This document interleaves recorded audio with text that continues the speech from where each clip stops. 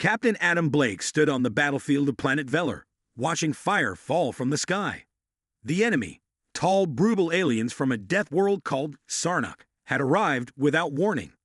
Their armor was black, their eyes glowing red, and their voices like thunder. They called humans soft and weak. But Blake knew they were wrong. As the Sarnak forces attacked, Blake fought hard with his unit. Blood and metal covered the ground. Suddenly, a giant Sarnak warrior charged at Blake. They clashed swords, and the ground shook. But just as the alien was about to strike the final blow, it stopped. The alien's hand trembled. Its eyes filled with fear. Why? Blake didn't understand. He grabbed the moment and attacked, forcing the alien to retreat. Back at the base, the humans were confused. Why would a Deathworld warrior, stronger and faster, step back from a fight? Blake couldn't stop thinking about it. Something was wrong. Something bigger than war. Something that made even the deadliest warrior afraid.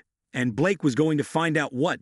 Blake studied the alien weapon left behind after the battle. It was glowing, marked with strange symbols, not seen before. One of the scientists on base said it was old. Very old. Older than the Sarnak. The symbol on the weapon looked like a broken crown. Blake remembered the alien's eyes. That fear. Was it because of this symbol? He took a small team and followed the clues deep into enemy space. They traveled through silent planets and empty war zones. At an old ruin, they found carvings on the wall, showing humans and Sarnak fighting together against a dark, shadow-like race. This was impossible. History said Sarnak always hated humans. Inside the ruins, they found a message in both human and alien language. We bow not to each other, but to the one who made us kneel. Blake realized that Sarnak might not be the real enemy. Maybe they were once like humans, fighters, survivors. But now, something else controlled them. Something older, something hidden. He felt a chill. If that old power returned, it wouldn't care who won the war. It would destroy them all. In a surprise attack, Blake's team captured a young alien warrior named Zara, but she didn't act like the others. She didn't curse or threaten. She looked tired, like someone carrying a heavy secret. Zara told them the truth. The Sarnak were not free. They were ruled by a powerful force called the Core, an ancient AI buried under their homeworld. It used fear and pain to control minds. Any Sarnak who resisted was punished. Zara was one of the few who wanted freedom. At first, the humans didn't trust her.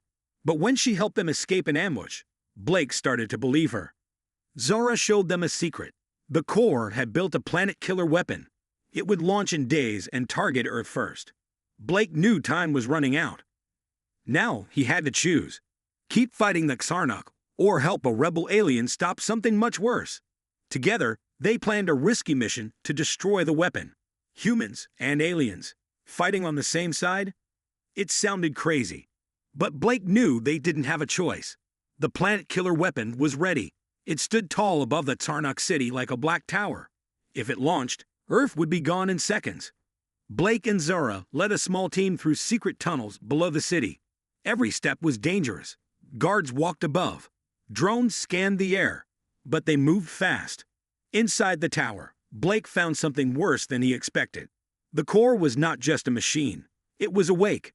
It spoke in their minds, whispering fear, showing memories of loss and failure. Some soldiers broke down, but Blake stayed strong. They reached the Core chamber and planted the explosives. But the AI spoke to Zara directly. It offered her power, her own army, control over all. Zara froze. Blake shouted, "We don't bow to fear. Not anymore." She looked at him, then destroyed the control panel with her sword. The Core screamed. The tower shook. They ran as it exploded behind them. Outside, the sky was burning. But the weapon was gone, and the world was watching. The next morning, the Sarnak gathered outside the ruins of the tower. Their leader, the same warlord who had once fought Blake, walked through the ash. Blake stood ready for another fight. But the warlord did not attack. He dropped his sword and bowed. The humans were silent.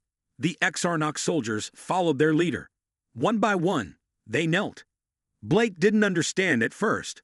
Zara stepped beside him. They see the truth now. We are no longer controlled. We choose peace.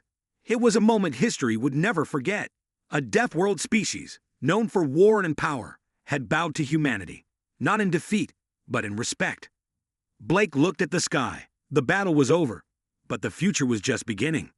Two Deathworld species, enemies once, now allies. Together, they would face the stars. Not with fear, but with strength.